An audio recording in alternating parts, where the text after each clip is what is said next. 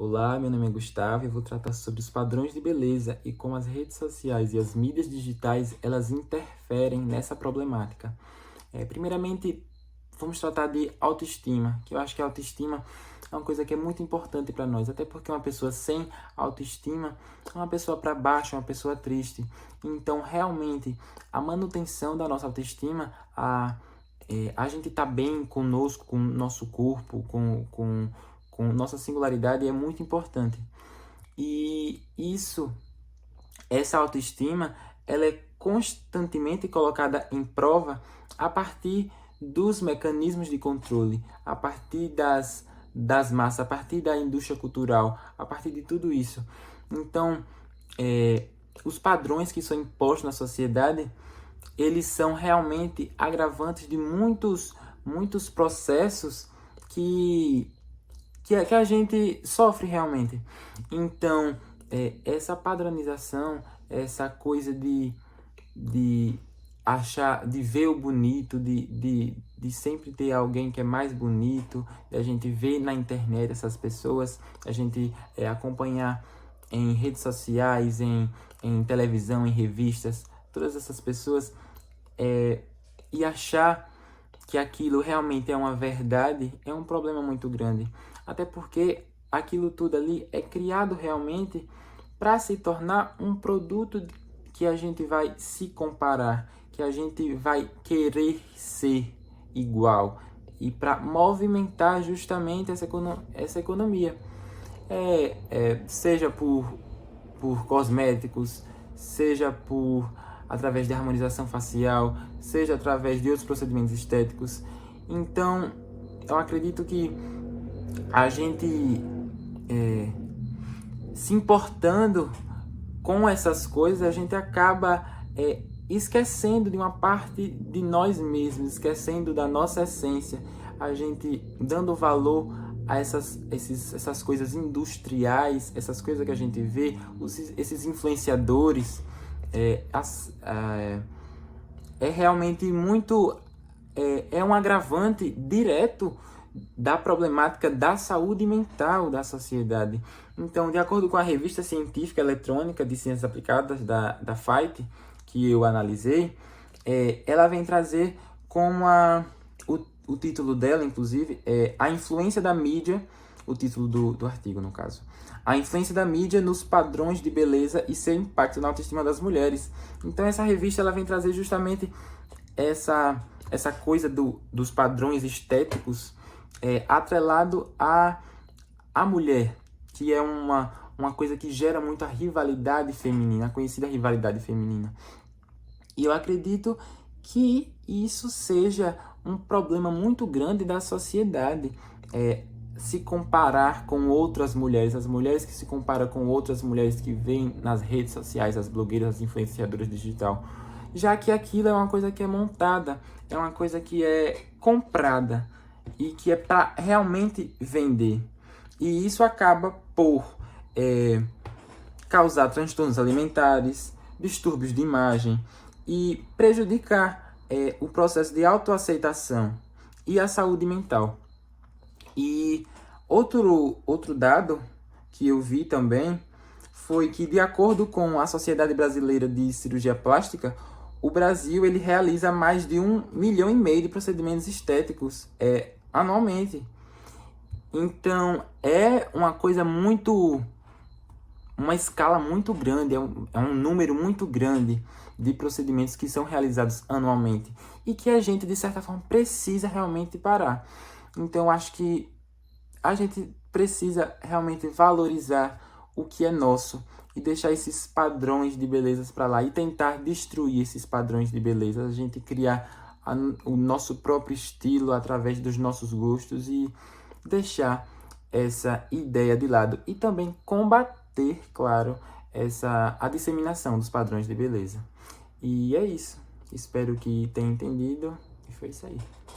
Olá, meu nome é André Lucas e agora nós vamos adentrar em um tópico do podcast muito importante para entendermos e combatermos, que é justamente o racismo estético. Antes de inicializarmos, eu gostaria de destacar que toda a análise desse tópico ele foi feita a partir da obra do escritor e sociólogo Seu João Xavier, no livro Racismo Estético, Decolonizando Mentes e Práticas Educativas. Eu não tive a oportunidade de ler o livro na íntegra, porém eu trouxe alguns conceitos e palavras-chave por meio de análise de professores da Universidade Federal de Minas Gerais e reviews e debates do próprio sociólogo Seu João Xavier. O que é o racismo estético? O racismo estético ele é basicamente a discriminação das características, dos fenotípicos da população negra, da população indígena, envolvendo justamente essa inferiorização dessas características físicas. Então, justamente por envolver uma questão estética, infelizmente ele é mais socialmente aceito, ele é mais normalizado, ele está muito presente na nossa sociedade e ele não é reconhecido. É um ato discriminatório, é uma prática recorrente na nossa sociedade, mas justamente por envolver essas questões que não são debatidas, eles acabam sendo mais normalizados. Então, agora que nós já entendemos o que é o racismo estético, quais são os exemplos, quais são as manifestações dessa prática, dessa triste prática na nossa sociedade. O primeiro exemplo que eu trouxe, que inclusive é debatido na obra, é justamente a pressão exercida pela sociedade nas crianças, nos adolescentes, nos jovens, nos adultos, negros, mulheres, homens negros, em busca, né, que incentivam eles a buscar esse padrão de beleza que nós sabemos que é um padrão irreal, né, esse padrão de beleza que são baseados nos valores eurocêntricos, né? Então, justamente essa constituição, essa definição de que a pele clara, a pele branca, o cabelo liso, os olhos claros, o nariz fino, a boca fina representam o símbolo da beleza, que nós sabemos que não é uma realidade. Essa valorização desses traços eurocêntricos, infelizmente, perpetua na sociedade essa busca desenfreada por esse padrão de beleza e favorece a perda da identidade da população negra e da população indígena, que se vê literalmente à mercê da sociedade justamente nessa questão estética, né? Eles não se sentem representados. Até porque quando se vê uma propaganda, quando se vê um desfile, o que é representado são mulheres brancas, altas, magras, de cabelo liso, e nunca uma mulher negra, uma mulher com cabelo crespo, um homem negro, um homem com seu cabelo crespo, uma mulher indígena, um homem indígena. Então a falta dessas personalidades nos agentes comunicacionais, nas propagandas, nos desfiles, infelizmente contribui para esse racismo estético.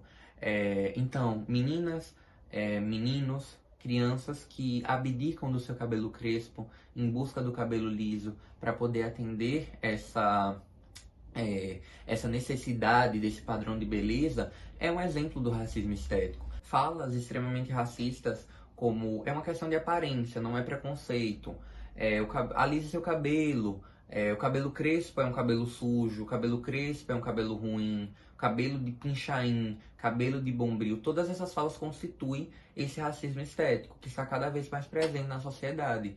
E as maneiras de combater esse racismo estético é justamente por meio de políticas públicas, de práticas antirracistas, entender essas frases que machucam, essas frases que inferiorizam, essas frases que segregam e combater, corrigir quando se deparar com esse tipo de frase, com esse tipo de frases, é uma maneira de ir contra esse racismo estético.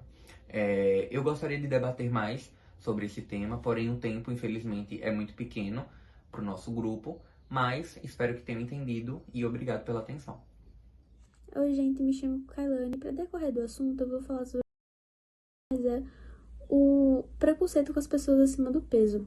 Para poder falar do assunto, eu estou usando como referência o livro Sociologia da Obesidade, do filósofo Jean-Pierre Paulin. Estou usando alguns dados da Abeso e também estou usando um vídeo que foi postado no canal Espectro, que, se eu não me engano, o título do vídeo é 30 gordos versus um treinador. A gordofobia ela não é só falta de educação, como a sociedade vê, mas ela também é uma barreira que exclui parte da sociedade. Ela existe justamente porque a sociedade que só existe um tipo ideal de corpo, que é o corpo magro, ignora também que a questão do peso não é só uma questão de escolha, preguiça, tampouco de desleixo. Na verdade, ser gordo, ter sobrepeso, envolve assuntos muito complexos, fatores muito complexos, como a genética, a saúde mental e principalmente a situação financeira da pessoa, se ela tem acesso a bons médicos ou alimentação saudável. A ABESO, que é uma associação de estudos sobre a obesidade, disse que 85% das pessoas gordas no Brasil já sofreram algum tipo de gordofobia. Para dar continuidade, eu vou usar um pensamento do sociólogo Jean-Pierre Paulin, que ele explica que a sociedade transforma o corpo gordo em algo vergonhoso. Não é só uma característica física, passa a ser visto como um sinal de que a pessoa é preguiçosa, fraca ou que não tem disciplina. Para poder comprovar o que foi dito, eu trouxe alguns dados brasileiros que foram ditos alguns no vídeo para a gente poder se basear como isso acontece na realidade. No emprego, pessoas gordas ganham bem menos e têm menos chances de crescer na carreira, mesmo sendo competentes. Isso porque eles já são vistos como pessoas indisciplinadas por terem, é claro, eu vou falar de uma forma meio chula, mas por terem ficado do jeito que estão, pelo corpo deles terem ficado daquele jeito, visto como que eles não cuidam da saúde. Isso acaba relacionando com o trabalho, quando na verdade não tem nada a ver a área de trabalho com a vida pessoal, mas por preconceito acaba acontecendo. Nos médicos, quando uma pessoa com sobrepeso vai ao médico, seja lá a fim de qualquer tratamento, muitas das vezes os médicos vão olhar aquilo como o problema, o sobrepeso. Ou seja, às vezes a pessoa está em busca de qualquer outro tratamento alternativo e o médico vai sugerir a perda de peso por puro preconceito. Socialmente, a falta de assentos maiores nos ônibus, nas salas de espera ou até nas catracas dos prédios mostra que a sociedade não quer ou não se preparou para receber o corpo gordo, ou seja, a falta de acessibilidade para essas pessoas acima do peso.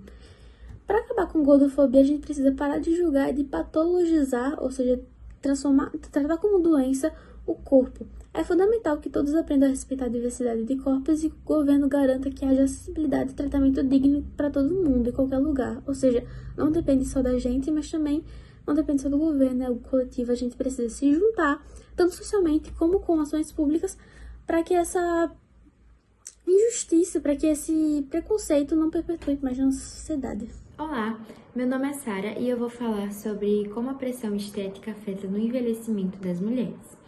Na nossa sociedade, envelhecer não significa apenas mudanças físicas. Para as mulheres, o envelhecimento ele vem acompanhado de uma cobrança constante para manter uma aparência jovem, como se qualquer sinal natural do tempo fosse algo negativo. Segundo o Ministério dos Direitos Humanos, essa pressão estética está profundamente ligada ao idadismo, que é o preconceito contra pessoas idosas, que atinge as mulheres de forma muito mais intensa. E desde jovens, as mulheres são ensinadas a cuidar da aparência e a corresponder a padrões de beleza rígidos.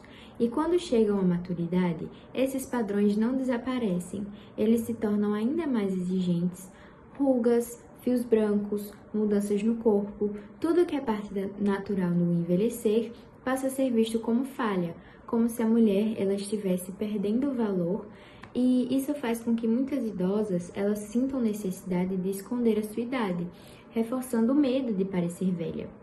E em uma reportagem da Band, é reforçada essa ideia ao mostrar que a pressão estética ela não afeta só a autoestima, mas também a saúde emocional das mulheres.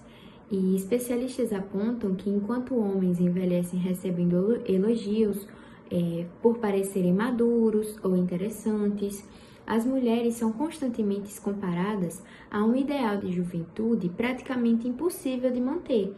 E essa diferença revela o quanto o preconceito estético é seletivo e desigual. A cobrança social faz com que muitas mulheres busquem procedimentos estéticos, tinturas e tratamentos e formas de disfarçar sinais da idade, não por desejo próprio, mas por medos do julgamento.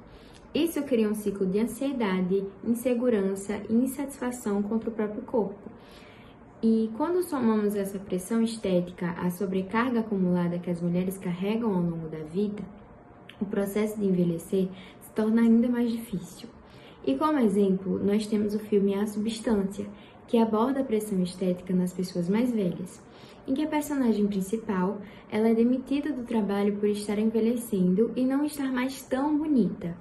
E, em consequência, ela vai atrás de uma substância que a deixa jovem, mas no fim ela sofre mentalmente e fisicamente. Oi, gente, meu nome é Maria Rita e hoje no meu tópico eu vou falar de um assunto que instiga a coçar um pouquinho a cabeça. Como é que a indústria de beleza ela consegue se manter em um crescimento bilionário utilizando justamente das nossas fraquezas e vulnerabilidades? A gente vai mergulhar em um ciclo vicioso que transforma cosméticos e procedimentos estéticos em soluções que, na verdade, são para resolver um problema que muitas das vezes nem existiria sem a pressão do mercado. Vamos aos fatos.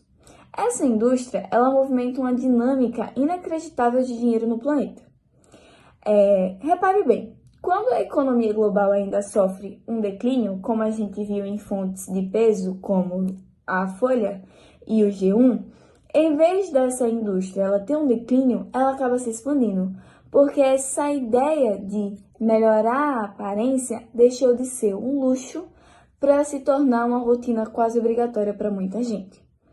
Ao cruzar diferentes fontes, a gente descobriu um padrão. Essa indústria é boa em criar, manter e hiperreforçar estereótipos de beleza inalcançáveis.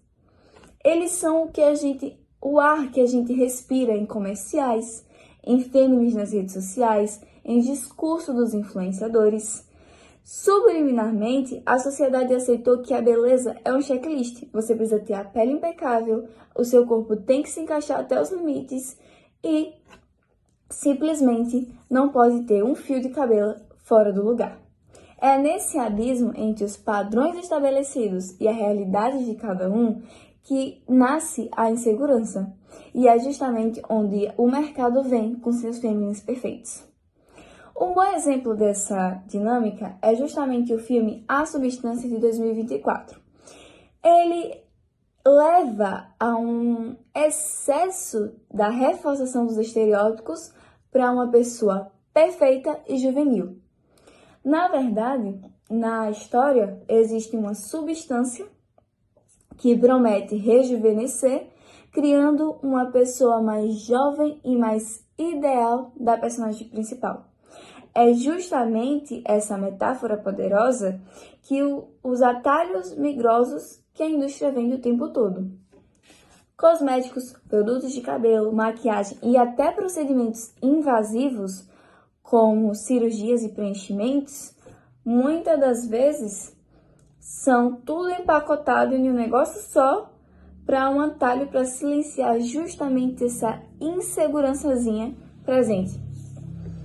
Perceba na linguagem das propagandas. Os slogans, eles sempre vão utilizar verbos no imperativo e na questão corretiva, tipo corrija, renove, melhore os pontos, rejuvenesça. E é justamente nessa questão que a mensagem ela se torna sutil, mas ela se torna destrutiva.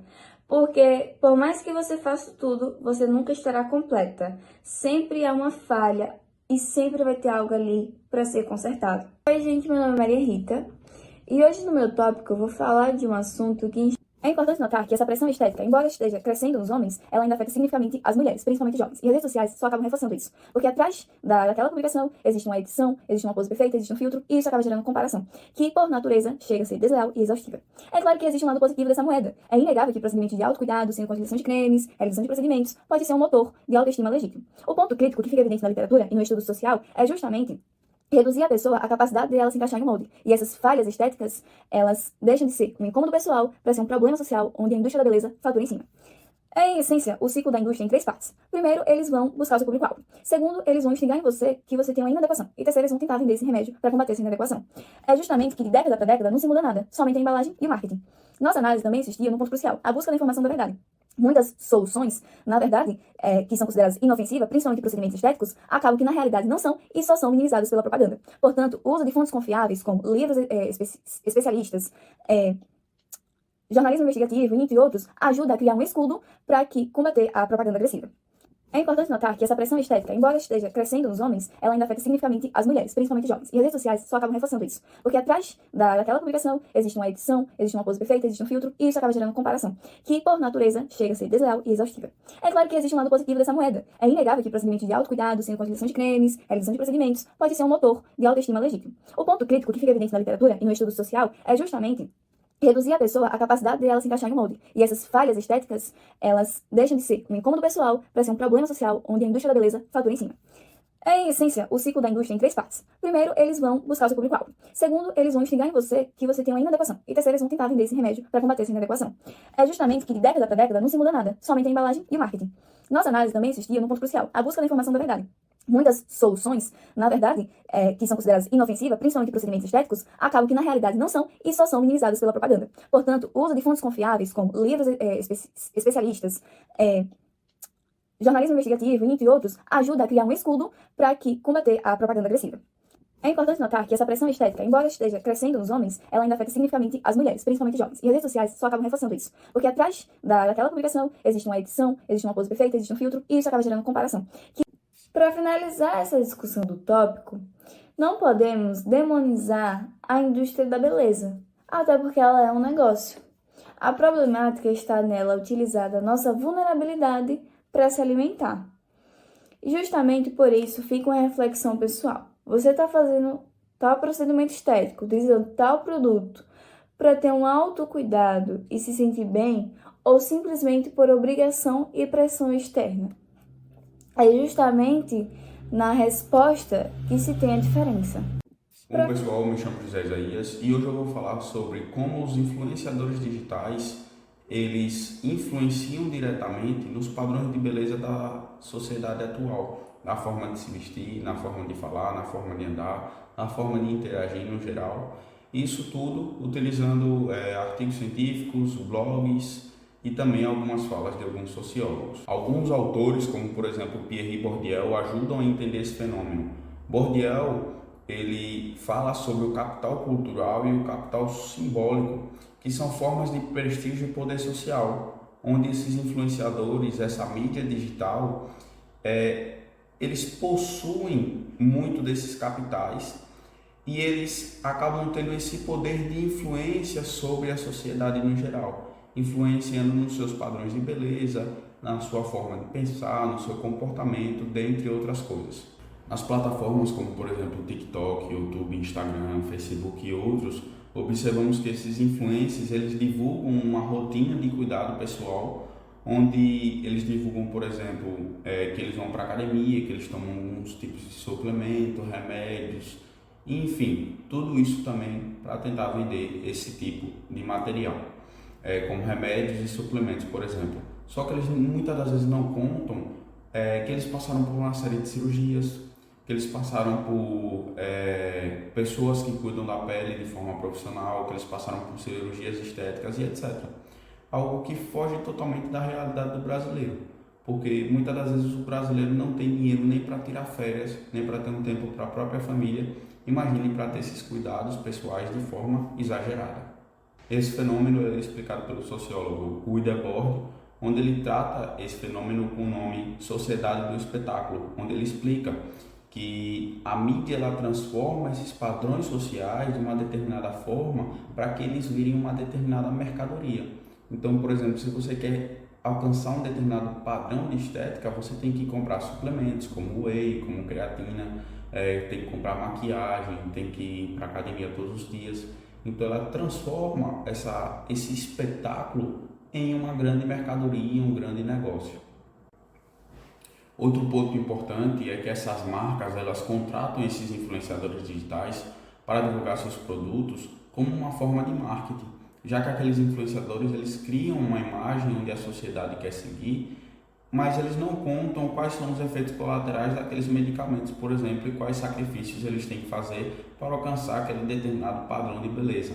Esse mecanismo ele se aproxima da tese que foi discutida por Adorno e Horkheimer, onde eles discutem justamente isso, justamente como essa mídia ela cria esses padrões para criar um grande mercado cultural e gerar mais vendas e mais lucros cada vez mais. Então podemos concluir que esses influenciadores, eles influenciam a vida dessas pessoas no geral por fazerem parte do seu cotidiano, manipulando assim tanto a forma de falar, a forma de se vestir, a forma de agir no geral, influenciando essas pessoas de forma que elas nem percebam. Então, para mudar esse cenário, temos que desenvolver um senso crítico para conseguir entender que não é preciso alcançar um determinado padrão de beleza social que que é inalcançável. Não é necessário fazer cirurgias estéticas, cirurgias plásticas e, enfim, para ter uma saúde corporal adequada, por exemplo. Isso desses influenciadores, eles criam uma falsa ilusão de que aquele corpo deles é saudável, coisa que muitas das vezes não é, e muitas das vezes o nosso corpo que é saudável, mesmo o nosso corpo não seguindo esses padrões impostos por essas pessoas. Oi, meu nome é Francisco e hoje eu vou falar como as edições, imagens e filtros criados pela inteligência artificial podem mudar a forma como a gente enxerga o mundo e a forma como a gente se enxerga. A tecnologia ela evoluiu tanto que hoje em dia dá para mudar o rosto, os filtros, né, o corpo, criar cenários que não existem, tudo isso por meio da inteligência artificial. Hoje em dia tem uma coisa chamada deepfakes. O que são os deepfakes? Deepfakes é basicamente um vídeo no qual eu posso pegar o meu rosto aqui do jeito que ele tá, sorrindo ou chorando, e alterar para uma coisa totalmente diversa do inicial proposto. Ou seja, um vídeo de explicação pode se tornar um vídeo engraçado, um vídeo de humor, como hoje em dia dá pra ver muito, né? No TikTok, no Instagram, vídeos, por exemplo, onde pegam uma senhora caindo do telhado. No caso, um vídeo totalmente irreal, usando pessoas com outras expressões ou sofrendo outro tipo de coisa. No caso, tendo outra reação relacionada a alguma coisa. É algo muito interessante que o trecho traz, são essas manipulações que criam uma dúvida constante no público, de tipo, isso é realmente real? Isso que eu estou vendo é IA ou não? Provavelmente você já se viu se perguntando em algum momento para algum amigo seu ou alguma pessoa que te mostre um vídeo engraçado de humor ou de piada. Ah, isso é IA? Ou isso é algo real? Ou seja, já não vale, tipo, a gente já não sabe o que é de verdade e o que foi alterado ou mexido com o auxílio da inteligência artificial. E isso vale também para os filtros comuns. A gente usa no Instagram, no TikTok, eles afinam o rosto, mudam os olhos, transformam em outra cor, corrigem a pele e mudou totalmente a aparência, geralmente se aproximando mais de padrões estéticos, os mesmos que nós vemos no TikTok, no Instagram, imagens perfeitas, aquelas pessoas que nós... Meu Deus, que pessoa bonita, sabe? E a maioria das vezes nós acabamos se comparando com algo que nem existe, tipo uma imagem muito linda criada por IA de uma pessoa esteticamente perfeita, no qual a gente acaba se comparando a esse padrão, o qual é inexistente. Na TV ou no cinema, nas redes sociais, acabam incentivando um olhar mais crítico, porque são tantas manipulações, distorções e complementos artificiais que a gente começa a questionar mais o que é realmente real. Isso acabou gerando uma repercussão de tipo que nós estamos criando um mundo virtual, um mundo paralelo, no qual ele é composto de imagens perfeitas, muitas vezes irreais. E esse tipo de conteúdo pode influenciar a forma como lidamos com qualquer situação, influenciando em decisões políticas, decisões sociais, porque se a nossa percepção da realidade muda, muda o jeito também que a gente age. Então, quando a gente fala de filtros de edição, não é só vaidade, é sobre como as pessoas criam expectativas irreais e aumentam a comparação, e até mexem com a forma como a gente se vê no mundo. E por isso é tão importante o olhar crítico, que está se tornando cada vez mais necessário para fugir desse tipo de padrão irreal. Meu nome é Taislane e eu vou falar sobre procedimentos estéticos e cirurgia. A busca por padrões estéticos idealizados tem levado à banalização dos procedimentos estéticos, que se tornaram comum, mesmo sem reflexão sobre seus riscos. A mídia reforça modelos de beleza, afetando sobretudo mulheres e gerando exclusão social para quem não se enquadra nesses padrões de beleza. O estudo, baseado em uma revisão narrativa do artigo dos últimos 5 anos, busca compreender a consequência desse fenômeno e o papel das mídias na disseminação do ideal do corpo perfeito, ampliando o debate sobre o aumento dessas intervenções na sociedade atual.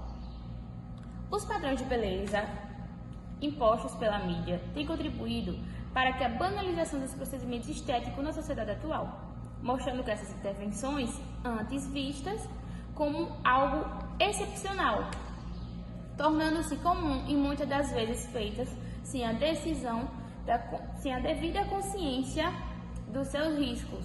Também destaca que esses padrões afetam especialmente as mulheres e podem gerar exclusão social. Por fim, o estudo ele pretende entender melhor essa consequência e o papel nas redes sociais nesse processo. A disseminação de um ideal da beleza faz com que muitos profissionais da estética eles priorizam o lucro em vez de uma avaliação ética sobre a real necessidade dos procedimentos. Assim, a banalização das cirurgias começa nos próprios consultórios, onde faltam cuidados quando os riscos são físicos ou mentais são envolvidos. As redes sociais intensificam esse processo ao removerem, por meio de publicidades constantes, a busca pelo corpo ideal, o corpo perfeito. Diante disso, é fundamental conscientizar os profissionais da saúde para que atuem com responsabilidade, orientando adequadamente seus pacientes e evitando a normalização dos procedimentos estéticos desnecessários. Meu nome é Brian e eu vou concluir falando sobre os impactos psicológicos. A comparação com os outros é uma prática que está bastante enraizada no comportamento humano e existem várias razões para isso. Um dos principais motivos é o desejo do autoconhecimento. Desde a infância, observamos e aprendemos com as pessoas ao nosso redor, usando esses indivíduos como referência para avaliar nosso próprio desenvolvimento. Fazer uma comparação com os outros nos dá uma forma de medir nossos avanços, talentos e até nossas falhas. Ao nos colocarmos lado a lado com os outros, tentamos descobrir onde nos encaixamos em termos de habilidades, sucesso e até valor pessoal. Outro fator importante é a influência da sociedade. Vivemos em um mundo interconectado, onde as normas sociais são estabelecidas com base no comportamento coletivo. A comparação com os outros ajuda a seguir ou desafiar essas normas. Isso ocorre tanto em termos de aparência, estilo de vida, carreira, quanto nas escolhas pessoais. As redes sociais, por exemplo, amplificam esse fenômeno, já que nos expõem constantemente à vida dos outros e muitas vezes criando uma ilusão de perfeição. No entanto, a comparação também tem um lado negativo. Quando nos concentramos apenas em aspectos que nos fazem sentir inferiores, ela pode, por exemplo, alimentar inseguranças e criar uma mentalidade de competição destrutiva. Comparar nossas fraquezas com os pontos fortes de outros pode nos levar a perder a confiança ou subestimar nossos próprios sucessos. Assim sendo, a chave é aprender a usar a comparação de forma construtiva como uma ferramenta para autoaperfeiçoamento e inspiração. Em vez de um fator que mina nossa autoestima, a comparação constante pode gerar insegurança em diferentes aspectos da vida, como aparência física, carreira ou relacionamentos. Assim sendo, esse tipo de pensamento competitivo pode aumentar, por exemplo, os níveis de ansiedade, especialmente quando buscamos sempre estar à altura das expectativas que vemos nos outros. Essa comparação constante é um dos maiores problemas. A gente coloca a nossa vida real, com altos e baixos, ao lado de uma vida editada dos outros. Isso gera insegurança, sensação de não ser bom bastante e muitas vezes nos faz esquecer que cada pessoa tem seu tempo, sua história e seus desafios. Então é importante ter consciência desses impactos e aprender a usar as redes sociais de um jeito mais saudável, sem deixar que elas controlem nossa cabeça ou nossa autoestima.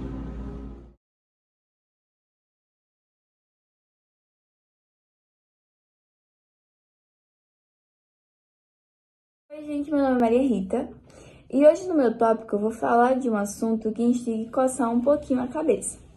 Como é que a indústria de beleza ela consegue se manter em um crescimento bilionário utilizando justamente das nossas fraquezas e vulnerabilidades? A gente vai mergulhar em um ciclo vicioso que transforma cosméticos e procedimentos estéticos em soluções que na verdade são para resolver um problema que muitas das vezes nem existiria sem a pressão do mercado. Vamos aos fatos. Essa indústria, ela movimenta uma dinâmica inacreditável de dinheiro no planeta. Repare bem, quando a economia global ainda sofre um declínio, como a gente viu em fontes de peso como a Folha e o G1, Em vez dessa indústria ela ter um declínio, ela acaba se expandindo, porque essa ideia de melhorar a aparência deixou de ser um luxo para se tornar uma rotina quase obrigatória para muita gente. Ao cruzar diferentes fontes, a gente descobriu um padrão. Essa indústria é boa em criar, manter e hiperreforçar estereótipos de beleza inalcançáveis. Eles são o ar que a gente respira em comerciais, em filmes nas redes sociais, em discurso dos influenciadores. Subliminarmente, a sociedade aceitou que a beleza é um checklist. Você precisa ter a pele impecável, o seu corpo tem que se encaixar até os limites e simplesmente não pode ter um fio de cabelo fora do lugar. É nesse abismo entre os padrões estabelecidos e a realidade de cada um que nasce a insegurança. E é justamente onde o mercado vem com seus fêmeas perfeitos. Um bom exemplo dessa dinâmica é justamente o filme A Substância de 2024. Ele leva a um excesso da reforçação dos estereótipos para uma pessoa perfeita e juvenil. Na verdade, na história, existe uma substância que promete rejuvenescer, criando uma pessoa mais jovem e mais ideal da personagem principal. É justamente essa metáfora poderosa que os atalhos milagrosos que a indústria vende o tempo todo. Cosméticos, produtos de cabelo, maquiagem e até procedimentos invasivos, como cirurgias e preenchimentos, muitas das vezes são tudo empacotado em um negócio só para um atalho para silenciar justamente essa insegurançazinha presente. Perceba na linguagem das propagandas. Os slogans, eles sempre vão utilizar verbos no imperativo e na questão corretiva, tipo corrija, renove, melhore os pontos, rejuvenesça. E é justamente nessa questão que a mensagem ela se torna sutil, mas ela se torna destrutiva. Porque, por mais que você faça tudo, você nunca estará completa. Sempre há uma falha e sempre vai ter algo ali para ser consertado. Oi, gente, meu nome é Maria Rita e hoje no meu tópico eu vou falar de um assunto que... É importante notar que essa pressão estética, embora esteja crescendo nos homens, ela ainda afeta significativamente as mulheres, principalmente jovens. E as redes sociais só acabam reforçando isso. Porque atrás daquela publicação existe uma edição, existe uma pose perfeita, existe um filtro, e isso acaba gerando comparação, que por natureza chega a ser desleal e exaustiva. É claro que existe um lado positivo dessa moeda. É inegável que procedimentos de autocuidado, sendo com a utilização de cremes, realização de procedimentos, pode ser um motor de autoestima legítimo. O ponto crítico que fica evidente na literatura e no estudo social é justamente reduzir a pessoa à capacidade de ela se encaixar em um molde. E essas falhas estéticas, elas deixam de ser um incômodo pessoal para ser um problema social onde a indústria da beleza fatura em cima. Em essência, o ciclo da indústria em 3 partes. Primeiro, eles vão buscar o seu público-alvo. Segundo, eles vão instigar em você que você tem uma inadequação. E terceiro, eles vão tentar vender esse remédio para combater essa inadequação. É justamente que de década para década não se muda nada, somente a embalagem e o marketing. Nossa análise também existia num ponto crucial, a busca da informação da verdade.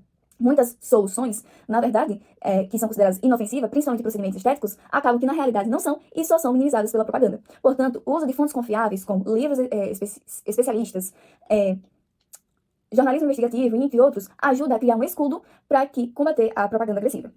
É importante notar que essa pressão estética, embora esteja crescendo nos homens, ela ainda afeta significativamente as mulheres, principalmente jovens. E as redes sociais só acabam reforçando isso. Porque atrás daquela publicação existe uma edição, existe uma pose perfeita, existe um filtro, e isso acaba gerando comparação, que por natureza chega a ser desleal e exaustiva. É importante notar que essa pressão estética, embora esteja crescendo nos homens, ela ainda afeta significativamente as mulheres, principalmente jovens. E as redes sociais só acabam reforçando isso. Porque atrás daquela publicação existe uma edição, existe uma pose perfeita, existe um filtro, e isso acaba gerando comparação, que por natureza chega a ser desleal e exaustiva. É claro que existe um lado positivo dessa moeda. É inegável que procedimentos de autocuidado, sendo com a utilização de cremes, realização de procedimentos, pode ser um motor de autoestima legítimo. O ponto crítico que fica evidente na literatura e no estudo social é justamente reduzir a pessoa à capacidade de ela se encaixar em um molde. E essas falhas estéticas, elas deixam de ser um incômodo pessoal para ser um problema social onde a indústria da beleza fatura em cima.